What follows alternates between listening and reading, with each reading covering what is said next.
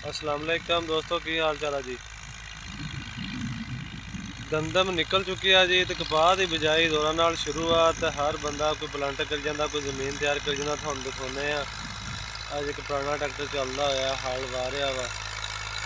तो सानू साडी थानू रिक्वेस्ट है कि साडे चैनल को सबसक्राइब करो, वीडियो को लाइक करो। तो चलते हैं वीडियो की तरफ। देख लो जी,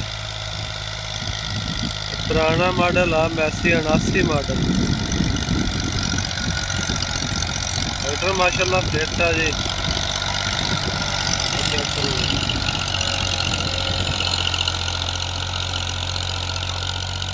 नौ फाड़े हल आ, तो हल चंगे ला रहे जवान।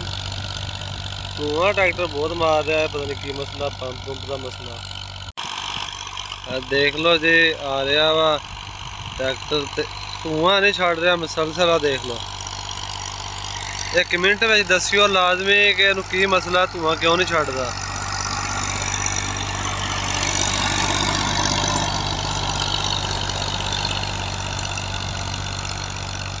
मसलसल धुआं मार रहा ट्रैक्टर, देख लो जी। एक मिनट में लाजमी दसना।